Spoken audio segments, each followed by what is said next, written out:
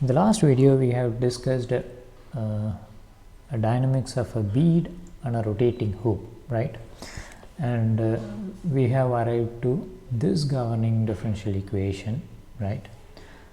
And for the further analysis, we have ignored this second order term, right? But we haven't discussed how, under what basis we can ignore this one, right? So in today's video we will discuss that, and for that we are going to use the dimensional analysis and scaling. Okay, so if you see, this is our governing differential equation, and for this governing differential equation, if you see, there are many system parameters like mass, radius, viscosity, right, gravity, and the speed of the rotating hoop, right? So now I'll be interested to know how the system is going to behave if I change all these parameters, right? So but we have a lot of parameters to check, right? So for that, what I'm going to do is I'm going to rewrite this equation. Okay, I'm going to rewrite this equation so that it will be in the dimensionless form. So once I write, I will have some group which will come as a coefficients of some term, and those groups will also be, or those coefficients will also be dimensionless. Okay, and instead of worrying about all these system parameters, I will just try to understand how the system is going to behave with respect to those dimensionless coefficients. Okay, so for that reason we are going to do the dimension analysis, and we might have done a similar analysis in our fluid mechanics course, but and we are going to do the same for this system as well. Okay, let's begin. So this is our governing differential equation, and this governing differential equation, first let's consider time. Okay, so time has some dimension. So in order to make the time dimension vanish, I'm going to introduce a variable which is tau.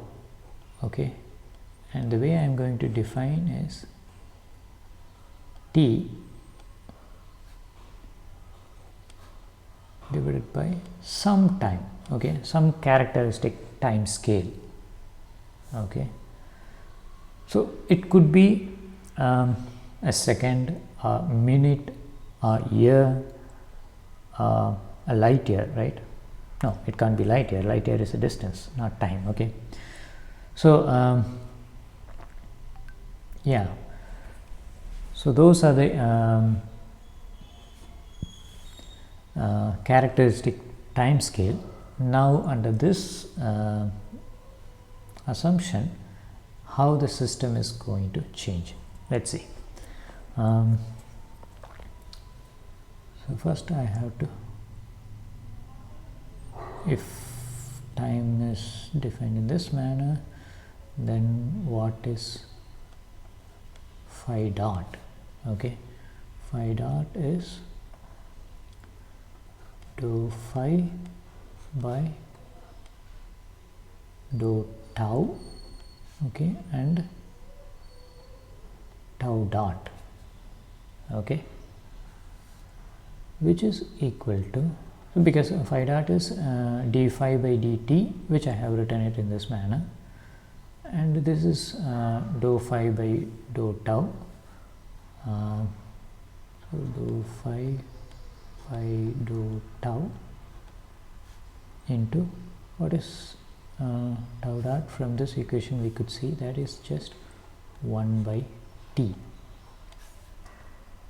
Okay, and similarly if we see phi double dot, we will get 1 by t square dou square phi by dou tau square. Okay, maybe for simplicity let me write this as 1 by t phi comma tau. Okay, let me write it like this. So I could also write this one as 1 by t square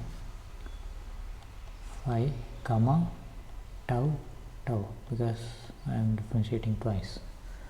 Okay, so if I substitute these things over here, my equation will have this form, which is mr by t square into phi comma tau, which is equal to minus b by t phi comma tau minus the remaining terms as it is, sin phi plus mr omega square sin phi cos phi, right? Okay, so now what am I going to do is I am going to divide this whole thing by weight, which means mass into gravity. If I do that, I'll get this equation, which is r by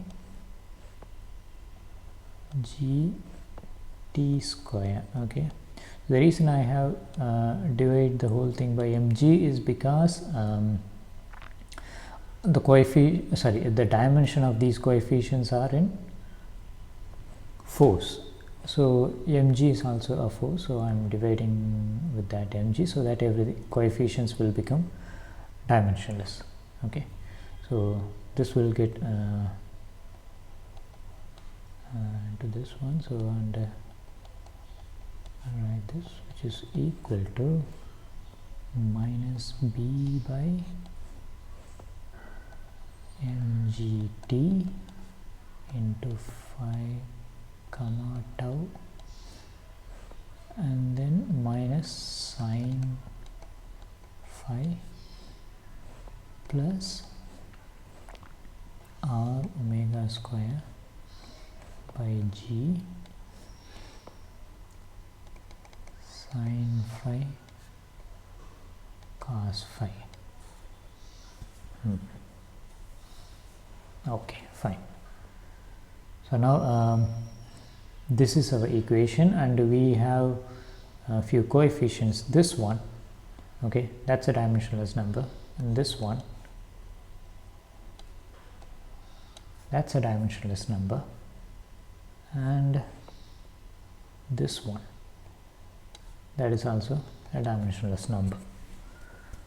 Okay, now if you see the system, instead of the system depends on 5 variables, now the system depends only on these 3 variables, right?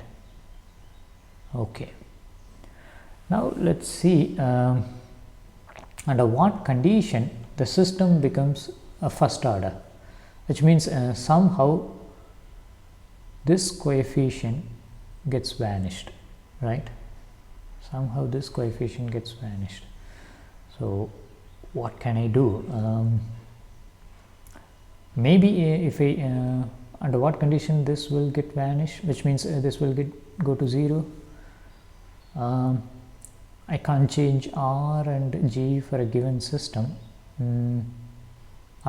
Okay, maybe if I change my t, capital T, which is the characteristic time scale, this will vanish. But the problem is this term will also get vanished at that time, right? But we want this term to be there, only this term should get vanished. Okay, So for that, what I'm going to do is